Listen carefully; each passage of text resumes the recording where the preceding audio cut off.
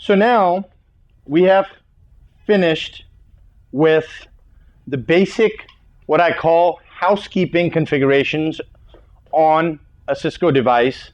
This is actually nothing to do with networking per se, but it is part of CCNA. And we had reached the point in our lecture, our technical lecture, where we needed to learn how to just manage or get back and forth on the operating system to do configs. Now that we're done with it, we can get back to our layer 2 and our switches. We had left off layer 2 before we moved to the configurations at configuring VLANs. We know what a VLAN is. It is basically a virtual switch inside of a switch. A VLAN, if somebody asks you at an interview, however, your answer should be that a VLAN is a layer 2 broadcast domain. I will repeat. A VLAN is a layer 2 broadcast domain.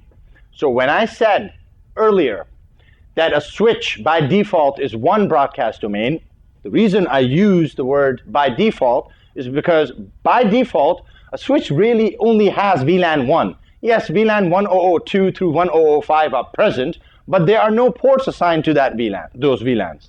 So 1002 through 1005 are used for technologies that are not used anymore, but Cisco likes being backwards compatible. Hence, they still support those VLANs. For example, VLAN 1002 is used for token ring. Token ring, for the most part, in first world and second world countries, it's not used anymore. So in effect, the switch really has one operational VLAN, which is VLAN 1, which means there is one broadcast domain, which means a switch by default is one broadcast domain. However, if you have multiple VLANs, let's say you have 3 VLANs on a switch, total of 4, including VLAN 1, then you have 4 broadcast domains on that switch. So the answer to what a VLAN is should be that a VLAN is a layer 2 broadcast domain. Now, there are 2 types of links that can exist on a switch. And the word link is synonymous with the word port.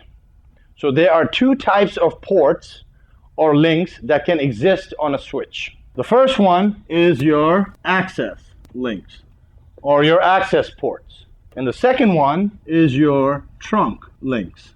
So first, I'm going to cover what access links are, and then we're going to cover the configuration for access links, and then we'll follow that up with the theory part of what trunk links are, and then we're going to configure trunk links.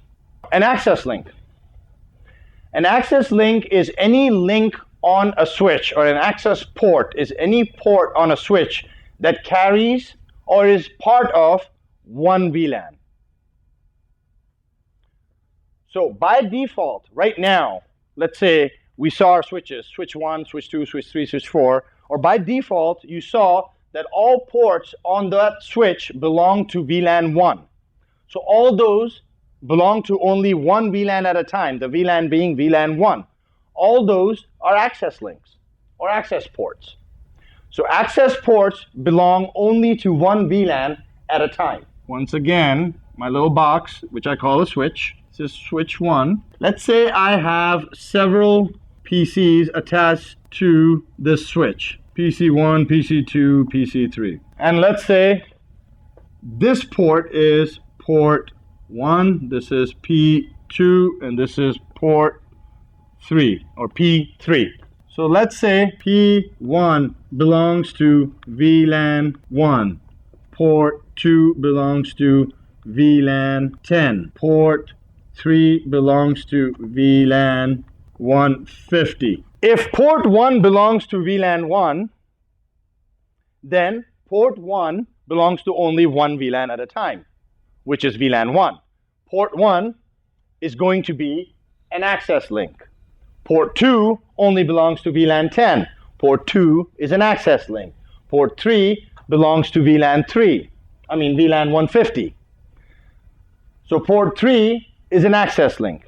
So when a port on a switch only belongs to one VLAN or is part of only one VLAN, it is an access link. For the most part, at your jobs, if you are network engineers or junior network engineers, all the switch ports that go connect to PCs at the other end are access ports. If I were to tell somebody, hey, on switch 1, put PC2 on port 2, or just put PC2 in VLAN 10. So go to switch 1 and put PC2 in VLAN 10. What I mean is that go to switch 1, look up the port PC2 is connected to, which is port 2, and put that port on the switch in VLAN 10.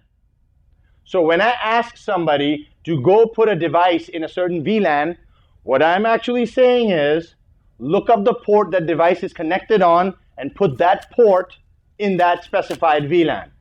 So when you create a VLAN and then you put a port inside of a certain VLAN, the device connected at the end becomes part of that VLAN. I am going to show you how to actually create access links on a switch.